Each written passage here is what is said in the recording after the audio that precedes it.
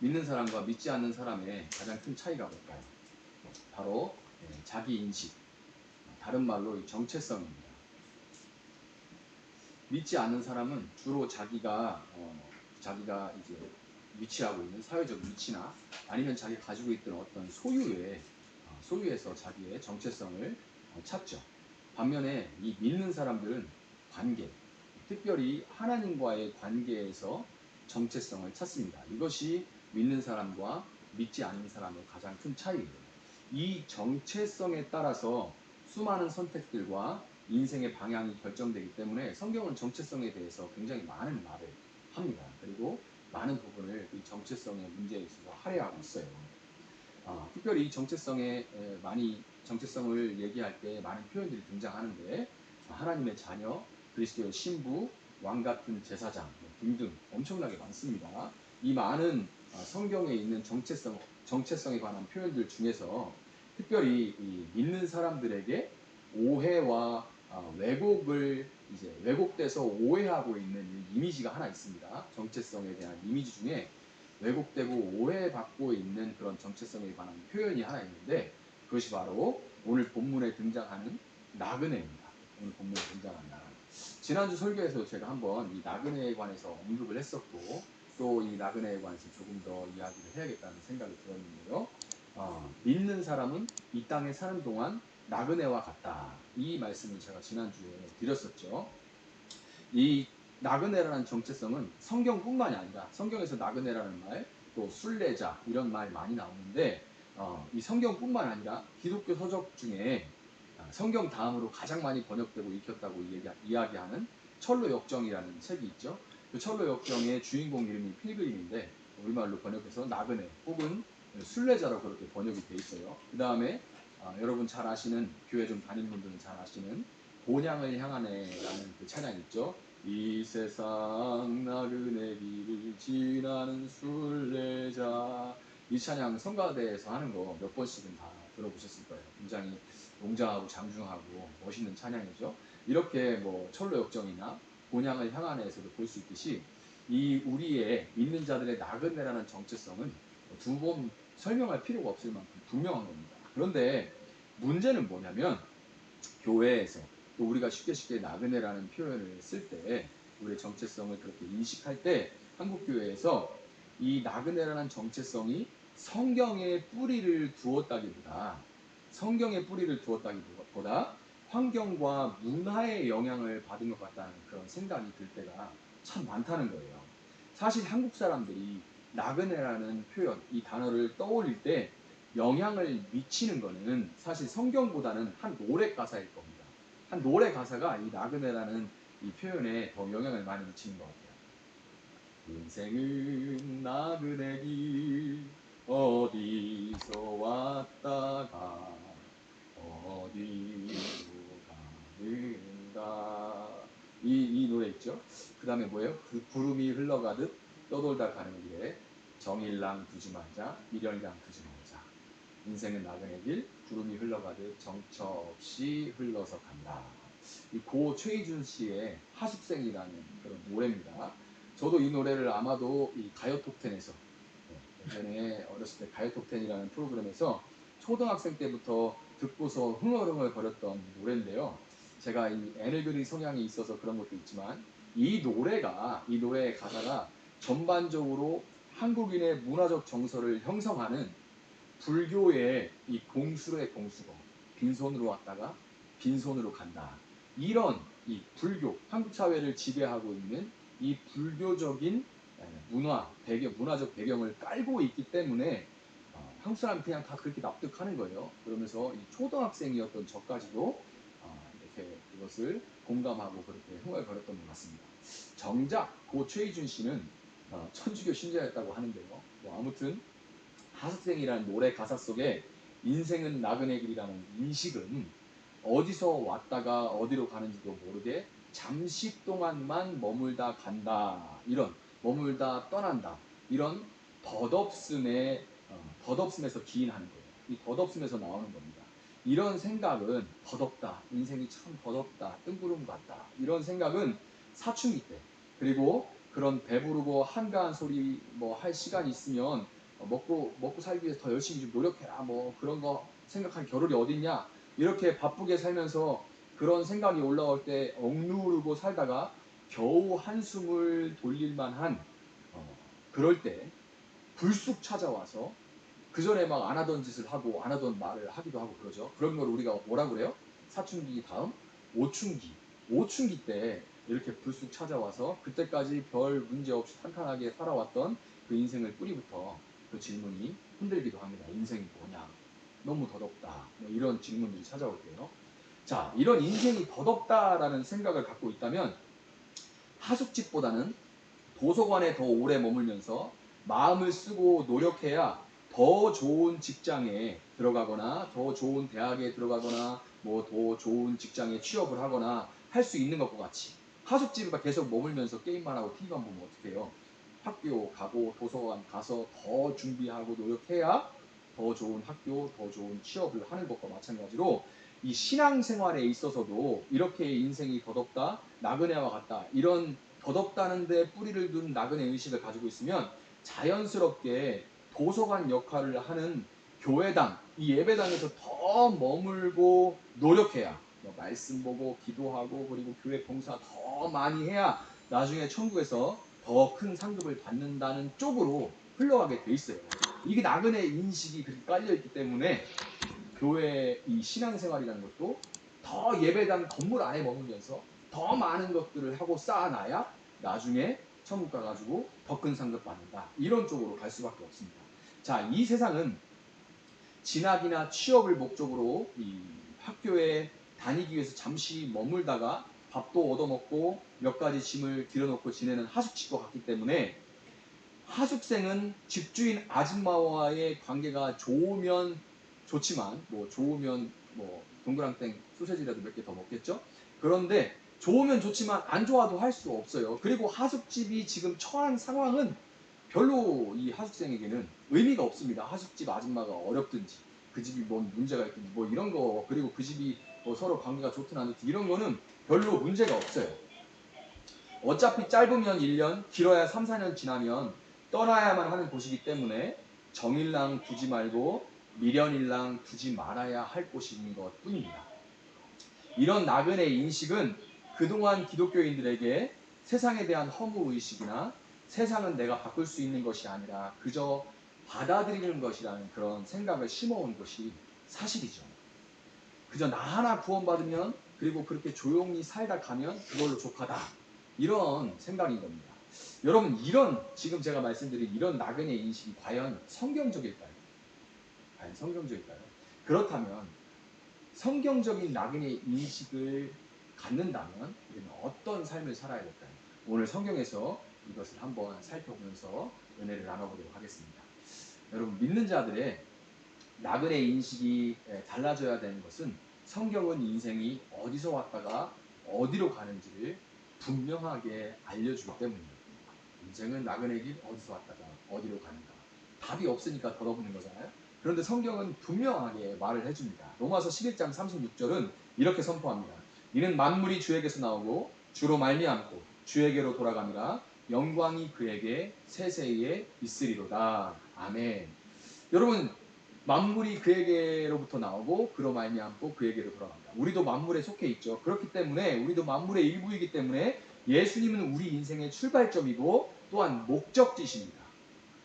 그런데 이 예수님이 우리의 출발점이고 목적지인 예수님이 누가복음 17장 20절 21절에서 하나님의 나라는 어느 때에 임하냐라고 묻는 바리새인들에게 이렇게 답을 하시는데 뭐라고 하시냐면요. 하나님의 나라는 볼 수 있게 임하는 것이 아니요 또 여기 있다 저기 있다고도 못하리니 하나님의 나라는 너희 안에 있느니라 이렇게 답하세요. 하나님의 나라는 너희 안에. 그런데 말하는 사람을 둘러싸고 유대인들은 토론할 때 말하는 사람을 이렇게 중간에 놓고 뺑 둘러서 이렇게 원을 그리면 만들어 놓고 그러고 토론을 하거든요. 이런 유대인들의 특성을 볼 때 이 말씀은 하나님의 나라가 악한 지금 예수님을 해하려는 덫에 걸리게 하려고 하는 그 악한 의도로 가득한 바리새인들 안에 바리새인들의 마음 안에 하나님 나라가 있다. 이거 말도 안 되는 얘기죠. 그런 얘기가 아니라 그런 뜻이 아니라 지금 너희들이 둘러싸고 있는 내가 바로 하나님의 나라다. 나를 믿는 자는 하나님의 다스림을 받는 하나님 나라의 삶이 그 안에서 이미 시작된 것이다. 이런 말씀인 거예요. 내가 바로 하나님 나라고 나를 그 마음에 믿는 자는 이미 하나님 나라의 다스림을 받는 삶이 시작된 거다. 이런 의미인 거예요. 여러분 결국 예수님을 받아들이셨을 때 시작된 하나님의 나라가 우리 인생의 출발선이고 예수님이 다시 오실 때 완성될 그날에 완성될 하나님의 나라가 우리의 목적지인 거예요. 우리는 이미 출발선을 떠났고 그리고 그날 다시 온전히 완성될 다시 오실 때 온전히 완성될 그 하나님의 나라가 우리의 피니시 라인 목적지인 겁니다. 여러분 그렇기 때문에 우리는 이미 시작됐지만 아직은 온전하지 않은 하나님의 나라로부터 완전한 하나님 나라라는 그 본향을 찾아가는 나그네들인 거예요. 하숙집은 고향집이 아니기 때문에 나그네요 이방인인 이 하숙생의 마음에는 본향, 이 고향집에 대한 그리움과 함께 내가 이 땅에서 입식양명해서 금유환영하겠다. 이런 것이 목표가 될 수밖에 없는데요. 이 목표에 대해서 오늘 우리 읽은 본문은 조금 다르게 말합니다. 뭐라고 하냐면 조금 다른 게 아니라 아주 다르게 말하네요. 뭐라고 해요? 오늘 본문은 나그네들이 사모하는 것은 이 땅에서 입식양명하고 금유환영하는 것이 아니라 더 나은 본향이 우리의 목표라고 해요. 더 나은 본향. 그것이 우리의 목표랍니다. 여러분 하숙생의 본향이라는 것은 내가 들어가는 것. 쉽게 말해서 나 천국 갈 거야. 우리 할머니 천국 갔어. 우리 엄마 천국 갔어. 천국 갈 거야. 뭐 이런 천국 간다는 것이 하숙집의 본향이 맞는데요. 근데 믿음의 선조들의 더 나은 본향이라는 것은 하나님이 예비하신 한 성이라고 얘기를 하죠. 본문에서 하나님이 그들을 위하여 한 성을 예비하셨다. 이 성이 뭐예요? 바로 새 예루살렘입니다. 이 한 성은 바로 새 예루살렘이에요. 그런데 계시록 21장 2절에서 이 성에 대해서 이렇게 설명합니다. 또 내가 봄에 거룩한 성 새 예루살렘이 하나님께로부터 하늘에서 내려오니 그 준비한 것이 신부가 남편을 위하여 단장한 것 같더라. 아멘. 하나님이 나그네들을 위해 새 예루살렘이 우리가 천국에 내가 들어가는 게 아니라 이 새 예루살렘 이 본향이 이 땅 가운데 내려오도록 하신다는 거예요. 이 땅 가운데 내려오도록 하신다는 거예요. 이걸 하숙집 비유로 계속 설명을 하자면 하숙집 내가 이전에 지냈던 하숙집이 단장되어서 내가 영원히 거할 본향으로 변한다는 거죠.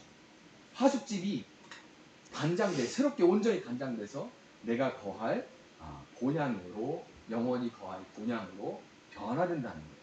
이거를 신학적으로는 죄로 인해 병들었던 땅과 하늘의 결혼식이라고 말합니다. 여러분 성경은 결코 이 세상이 잠시 머물렀다 떠날 곳이고 진짜 본향은 죽어서 들어가는 저 멀리 있는 어떤 영적인 이상향이기 때문에 이 땅에는 정일랑 두지 말자, 미련이랑 두지 말자 이렇게 말하지 않습니다. 여러분 나그네라는 생각을 할 때 이 노래의 가사를 바탕에 두고 공수래 공수거야 라고 생각한다면 여러분 지금 불교도예요. 기독교인이 아니고. 절대 성경은 그렇게 말하지 않습니다. 여러분 주님은 은혜를 낭비하는 분이 아니죠. 마태복음 6장에 오병이어 사건에서 예수님이 남은 음식물 쓰레기 처리하지 않고 짬 처리하지 않으시고 12광주리에 일일이 챙기신 것처럼 주님은 절대로 은혜를 낭비하지 않으시고 우리가 사는 이 땅을 그저 때가 되면 하숙집이고 그래서 뭐 언젠가는 싹 불로 태워버릴 그런 곳으로 창조하신 것이 아닙니다. 도저히 어떻게 해결할 수가 없네. 너무 오염되고 너무 망가졌어. 그러니까 이거는 그냥 음식물 쓰레기처럼 버려버리고 그리고 다시 만들어야겠다. 그런 분이 아닙니다. 여러분 하나님은 세상을 사랑하시고 결국 세상 전체를 회복하실 거예요. 이것이 바로 구약성경과 신약성경에 나오는 새하늘과 새 땅의 비전이고 요한계시록 마지막에 나오는 보라 내가 만물을 새롭게 하노라 말씀하신 이 약속인 거예요. 내가 만물을 새롭게 할 거다.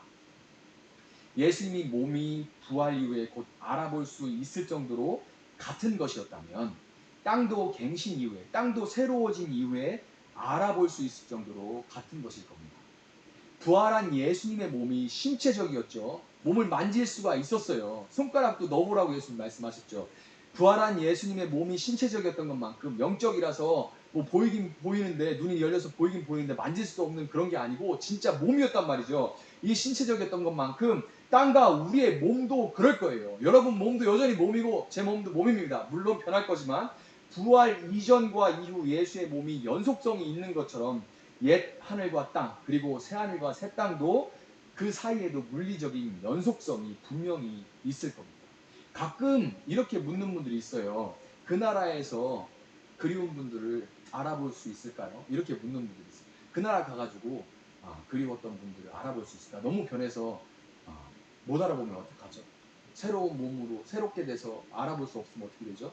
이렇게 묻는 분들이 있는데, 저도 아직 안 가봐서 경험을 못 해봐서 모르겠지만, 그러나 분명히 성경이 말하는 걸 말씀드리자면 제자들이 예수님이 부활하신 것을 알아본 것처럼 우리도 그분들을, 그리웠던 분들을 분명히 알아볼 수 있을 겁니다. 저는 그날에 그곳에서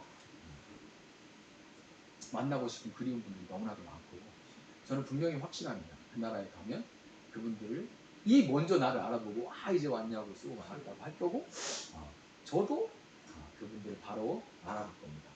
그 마음을, 그 상상을 하기만 해도 너무 마음이 기쁘고 너무 푸근해지고 그리움이 막 밀려옵니다. 여러분, 그 나라에는 꽃도 있고 나비도 있고요, 애견인들이 그리워할 먼저 보낸 그 강아지 댕댕이들도 있습니다. 분명히. 여러분, 그 나라에는 강아지들도 있어요. 동물도 하나도 없고 꽃도 없고 새도 없고 나무도 없는 그곳은 절대로 천국이 아닙니다. 그런 거 하나도 없이 그냥 영원히 부흥에만 하는 곳, 그런 것이 무슨 천국이, 저는 그런 곳이라면 들어가지 않을 거예요. 그 나라에는 꽃도 있고 나무도 있고 애견인들이 그리워한, 먼저 보낸, 다 하나씩 떠오르는 짱구, 별이 다 떠오르죠. 이것들 다 있습니다. 모든 것들이 있지만 분명한 것은 새하늘과 새 땅에 있는 모든 것들에는 지금 이 땅에 존재하는 모든 악한 기능들과 오염되고 병든 것들은 다 사라질 거라는 거예요.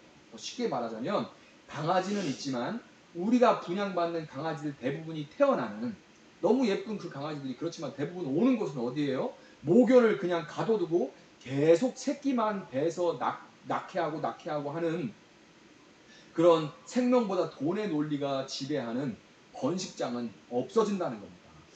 그리고 개들을 가둬두는 돈의 논리로 그냥 개들을 막 철장에 막 가둬가지고 그냥 거기서 배설하고 하게 만들고, 그리고 그러고서 그냥 다 도살해서 식용으로 쓰는, 뭐 식용을 뭐 이 시간에 문제 삼고 그러진 않겠지만, 그러나 식용을 한다 해도 그렇게 키우는 거죠. 그렇게 가둬두는 뜬장과 도살장, 잔인한 도살장은 다 사라질 거예요. 이와 마찬가지로 여전히 이런 문제, 개들, 뭐 가축들, 동물들의 이런 문제뿐만 아니라 이 사회적으로도 여전히 법은 그 나라에도 있지만 약자를 보호할 법이 힘 있는 자들의 주구가 돼버린, 힘 있는 자들이 여기에 코에 걸면 코골이, 귀에 걸면 귀걸이가 돼버리는 약자들에 위한 법이 강자들을 위한 힘의 주구가 돼버린 그런 악하고 오염된 기능들은 제거될 겁니다. 여러분, 지금 우리가 보는 이 땅은 영원한 생명을 얻은 우리가 영원히 거할 곳이에요. 그리고 여러분들은 주위의 사람들, 특별히 믿는 자들과 함께 영원히 그 땅에 함께 거하게 될 겁니다. 이렇게 얘기하면 세상에 무슨 그런 끔찍한 소리를 하십니까? 이 땅에서 지금 이 땅에서 얼굴 보고 사는 것도 너무 끔찍한데, 지겨운데 영원히 본다는 게 그 무슨 말이에요?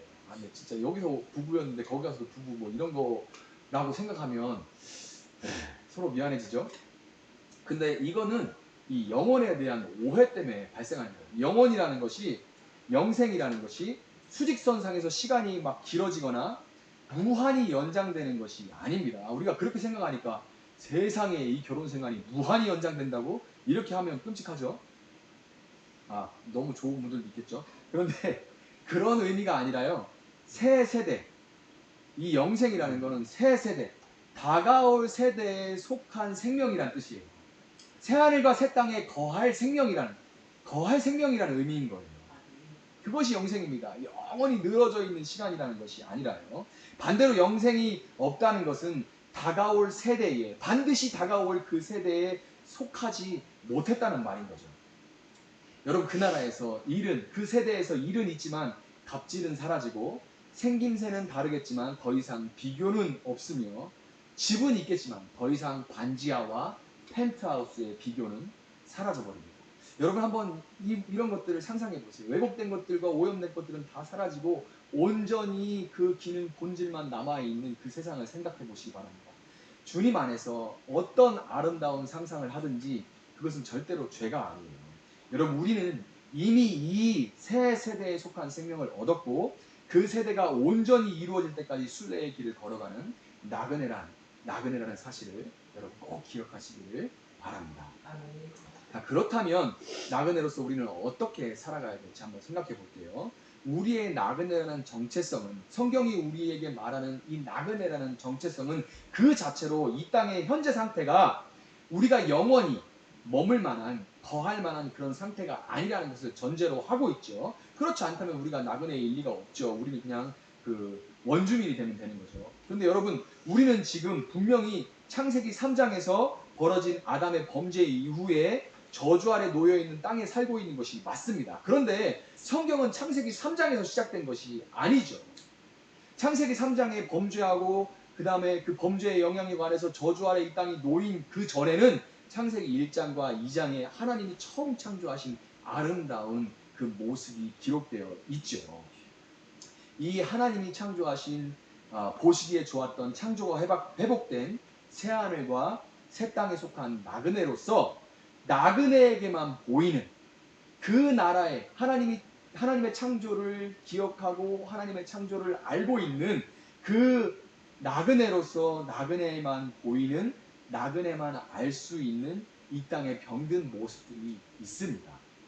제가 전에 인천에서 사역했던 교회는 부임한 모든 교역자가 한 달 후에 해야만 하는 것이 있었어요. 한 달 동안 교회에서 느낀 것들을 보고서로 이제 A4 뭐 한두 장 정도로 정리를 해서 담임 목사님과 면담을 하는 겁니다. 이게 전통이에요. 전통인데 저에게도 그랬고 다른 교역자들에게도 담임 목사님은 이렇게 물어보셨습니다. 그걸 가지고 이제 올라가면 종이를 읽어보시는 건 아니고 이제 받아는 두시는데 그걸 보고 말씀하시지는 않아요. 그러면서 이렇게 저희들에게 물어봅니다. 목사님, 화장실에 처음 들어가면 냄새가 나지만 조금 지나면 냄새에 적응해서 그 냄새를 못 맡습니다. 화장실에 처음 온 사람만 맡을 수 있는 냄새가 있습니다. 목사님이 지난 한 달 동안 맡은 우리 교회의 냄새는 어땠나요? 이렇게 물어보세요. 제가 그 질문을 받았을 때 정말 생각이 다르신 분이구나라는 생각을 했어요. 제가 한 달밖에 안 됐으니까 저만 맡을 수 있는 냄새가 있다고 물어보시는 거예요. 그 다음에 오는 교역자들에게도 늘 이걸 물으십니다. 여러분, 근데 이와 마찬가지로 거듭난 사람만이 맡을 수 있는 냄새가 있습니다. 인터넷 검색 엔진만 들어가면 헐벗은 채로 유혹하는 그 이미지들에서 여러분 무슨 냄새가 나십니까? 자극적인 기사들과 댓글들에서 무슨 냄새가 나시나요? 이런 개인적인 것들 뿐만 아니라 학교에서 학폭과 집단 따돌림 문제가 불거질 때, 또 최근에 뉴스를 떠들썩하게 하는 그 LH 사건과 투기 사건과 공군 부사관 성추행에서 여러분 무슨 냄새를 맡으시나요? 사람은 개인의 윤리와 다수의 단체의 윤리가 다릅니다. 이것이 사람이라는 존재예요. 명백한 악인데도 불구하고 다수에 속해서, 나도 그 다수의 한 사람으로 속해서 책임감과 가책이 n분의 1로 나눠지면 개인적으로는 괜찮은 사람이고 선한 사람도 세상을 놀랄 만한 그런 악을 행하면서도 뻔뻔하고 오히려 그 악을 지적하는 사람에게 적반하장의 태도를 취할 수 있는 게 인간입니다. 그렇기 때문에 개인의 윤리와 단체의 윤리는 정말 달라요. 여러분, 지금 여러분이 속한 곳은 어떻습니까? 아니, 여러분은 또 지금 거기서 남들 다 그렇게 하는데 뭐, 나만 그런 것도 아니고 우리 다 그렇게 하는데 뭐 하면서 여러분 코를 막고 지금 살고 있지는 않으신가요? 전에 맡을 수 없는 냄새를 맡게 되기 때문에 거기 있지만 더 이상 거기 속할 수는 없는 거예요. 이 땅에 살지만 이 땅에 속할 수는 없게 되고 그래서 우리는 나그네일 수밖에 없는 겁니다. 나는 다른 사람들은 맡을 수 없는 냄새를 맡으니까요. 여러분, 요한계시록의 주제는 18장 4절에 내 백성아 거기서 나와 그의 죄에 참여하지 말고 그가 받을 재앙들을 받지 말라. 이게 요한계시록의 주제예요. 여러분, 냄새가 난다면 그 악한 구조에서 나오십시오. 그리고 나그네로 살아가시길 바랍니다. 너무 살아가는 게 지금 이 현실이 너무 힘들어서, 너무 고통스러워서 이 땅을 부정하고, 이 땅은 이번 생은 망했고, 이 땅은 너무 힘들고 너무 아프고 너무 슬프고, 이래서 이 땅을 부정하고 천국을 사모하는 그 마음은 이해할 수 있습니다. 그렇지만 여러분, 우리는 새하늘과 새 땅을 꿈꾸기 때문에 지금 이 나라의 상태에 만족할 수는 없는 것이고, 지금의 모습에 만족할 수 없기 때문에 주님 다시 오실 때까지 세상 정신과 다르게 살기 위해 저항을 할 수밖에 없는 거예요. 저항하고 몸부림치며 살아갈 수밖에 없는 겁니다. 여러분, 만약 여러분의 삶에 저항이 없다면 여러분은 나그네입니까? 아니면 원주민입니까? 한번 생각해 보시기 바랍니다. 지금 아무런 냄새도 맡을 수 없고 아무런 위화감도 느낄 수가 없고, 그래서 나는 너무 편하다. 여러분은 원주민이에요. 그런데 그 냄새가 나서 거기 있지만 속할 수는 없어서 작은 몸부림이라도 하고 있다면 여러분은 나그네인 겁니다. 세상 정신이 뿜어내는 이 자극적인 냄새에 푹 절어버려서 전에는 맡을 수 없었던 그런 냄새에는 억눌린 자, 가난한 자, 억울한 자들의 진한 눈물의 냄새도 있습니다. 거듭난 사람에게만 들리는 약자들의 비명소리, 이미 어찌할 수 없이 망가진 자연환경과 그 속에 있는 피조물들의 탄식 소리가 들리게 되는 거예요. 자, 이렇다면 우리는 어떻게 해야 될까요?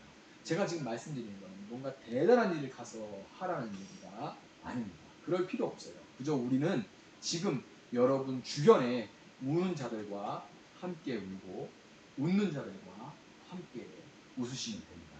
예수님은 마가복음 14장 7절에서 가난한 자들, 이거는 꼭 재정적으로 가난한 자들만 얘기하는 게 아니에요. 마음이 가난하고 환경이 가난하고 관계에서 가난하고 모든 것에 가난한 그 가난한 자들은 항상 너희와 함께 있다고 말씀하셨습니다. 우리에게는 항상 할 일이 있는 거예요. 그게 맡아지지 않고 들리지 않을 뿐인 거죠. 복지가 발달하고 있지만 여전히 복지 사각지대에 놓여 있는 사람들은 너무나 많습니다. 그리고 깨진 가정에서 위험에 노출되어 있는 아이들도 너무나도 많아요. 멀쩡해 보이는 그 가정이 집 안에서는 깨져 있어서 아이들이 위험에 방치되고 노출됩니다. 이 코로나19 시대에 우리는 너무나도 많이 보잖아요. 근데 여러분, 코로나19 시대에만 그랬을까요? 그전에는 안 그랬을까요? 그전에도 그랬어요. 그것이 코로나19 시대에 드러난 것 뿐입니다. 그들에게 지금 여러분이 할 수 있는 일을 하시면 됩니다. 서두에 말씀드렸다시피 나그네에 대한 이 불교적인 이해를 가진 우리는 우리가 무엇을 한들 그것이 이 땅에 무슨 변화를 가져오겠냐, 뭔 도움이 되겠냐, 이런 생각을 하기가 너무 쉬워요.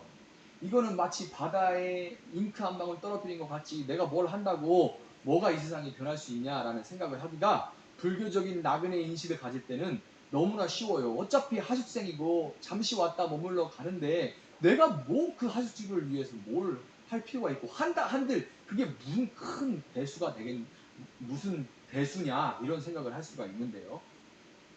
그렇지만 우주의 주관자이신 하나님의 자녀된 우리의 악행과 선행은 우주보다 크신 하나님의 일하심을 통한 그 나비 효과로 인해서 우주를 지금보다 좋게도 할 수 있고 나쁘게도 변화시킬 수 있는 능력이 있다는 것을 여러분 믿으시기 바랍니다. 여러분, 나그네와 이 나비는 공교롭게도 나자로 시작하는 단어죠. 나그네와 나비는 공교롭게도 나자로 시작하는 단어입니다. 나그네의 삶은 나비처럼 사는 것이구나, 이렇게 여러분 기억했으면 좋겠어요. 다시요. 나그네의 삶은 나비처럼 사는 거구나, 그렇게 기억하셨으면 좋겠습니다. 요한복음 14장 1절에서 예수님은 다시 오겠다고 그렇게 약속하셨습니다. 나그네로서 나비처럼 이 땅을 예수님 다시 오실 때까지 다시 꽃동산으로 회복하기 위해서 살아간다. 그래서 도시 돌틈에 모질게 피어있는, 이곳저곳 힘들게 피어있는 이곳 저곳의 향기를 맡으시기를 바랍니다. 도시 곳곳에 정말 그 돌틈을 삐집고 나와서 모질게 피어있는, 바쁘게 그냥 지나쳐버리지 마시고 그 꽃들의 향기를 맡아보시기 바랍니다. 그리고 그 꽃들에게 사랑을 전하고 옮기며 살아가시기 바랍니다. 여러분, 전에는 맡아지지 않았던 그 꽃들의 냄새, 아파서 흘리는 눈물이든 땀 냄새, 이런 것들이 맡아지고 들려질 때 그전에는 맡아지지 않았던 것들을 맡고 그 꽃들 사이사이에 사랑을 전하는 삶을 살아가시기 바랍니다. 그렇게 살아갈 때 우리의 고단한 삶 가운데 예수님 마침내 다시 오셔서 이 땅의 죄와 죄의 결과들은 다 불로 멸해버리시고 신부가 단장한 것 같은 새하늘과 새 땅을 회복하시, 그날의 소망이 여러분의 참된 소망이 되시기를 주님의 이름으로 축원합니다. 말씀 맺도록 하겠습니다. 여러분, 제 설교가 강하고 세다고 좋아하시는 분들이 좀 있어요. 그런 얘기들을 피드백으로 좀 받았습니다. 목사님 설교는 달달하지가 않고 아주 세서 좋아요, 직선적이어서 좋습니다, 이런 분들이 좀 있어요. 제가 제 입으로 말하기가 좀 그렇습니다. 그런데 이 아픈 부분을 찔러서 좋다, 이런 것들, 그런 평가가 감사한 말이지만 좋은 설교는 그런 게 아닙니다. 좋은 설교는 그런 게 아닙니다. 강한 설교를 듣고 찔려서 울면서 회개하고 나서 용서받았다는 어떤 종교적인 카타르시스, 교회에서 막 눈물 흘리고 그러고서 용서받았지, 마음 좋아, 그러고 나가서는 똑같이 살아가는, 그거는 그냥 차라리 사탕발리만 하는 그런 설교보다 더 위험해요. 왜냐하면 나는 울었거든, 나는 회개했거든, 그러니까 나는 괜찮아라는 교만한 마음을 단단하게 만드는 그런 설교예요. 저는 그것이 굉장히 두렵습니다. 여러분, 진짜 좋은 설교는 말씀을 듣고 내 삶에서 어떻게 그 말씀대로 살아가야 할지에 대해서 실제적이고 구체적인 고민과 결단이 생겨나고 행동으로 이어지게 만드는 그런 설교가 좋은 설교입니다. 여러분, 다르게 살기 위해서 저항을 시작하면 모난 돌처럼 정 맞기가 십상이죠. 그러나 그때 정 맞을 때, 그때 우리는 세상 전체에 대해서 모난 돌로서 먼저 손과 발에 정을 맞으신 예수님으로부터 값싸고 달짝지근한 그런 위로가 아니라 참된 위로를 경험할 수가 있습니다. 우리는 당장 변화와 열매가 보이지 않으면 낙심하고 지치기가 쉬워요. 그렇지만 비록 볼 수는 없지만 여러분이 그렇게 하지 않을 수 있음에도 불구하고 오늘 선을 선택했을 때, 오늘 내가 그럼에도 불구하고 선을 선택했을 때 모두가 잎을 뜯어먹기에만 바쁜 애벌레들 중에서, 하늘 한번 볼 틈도 없이 그냥 잎을 뜯어먹기 위해서 바쁜 애벌레들 중에서 홀로 죽음과 같은 번데기를 거쳐서 나비처럼 날아오신 부활하신 예수님처럼 여러분의 날갯짓도 모두가 애벌레처럼 살아갈 때 나는 죽어서 번데기로 죽어 나비로 예수님과 함께 살아서 날갯짓하는 그 작은 날갯짓도 하나님의 손에 붙들려서 어디에선가 누군가에게는 태풍의 영향력으로 반드시 사용될 것입니다. 오늘 말씀을 듣고 우리가 나비와 같은 나그네라는 것을 분명히 인식하고 나그네로서 또한 어떻게 날갯짓하며 살아갈 수 있을까를 진지하게 고민하고 결단하고 실천하는 여러분들 되시기를 주님의 이름으로 축복합니다.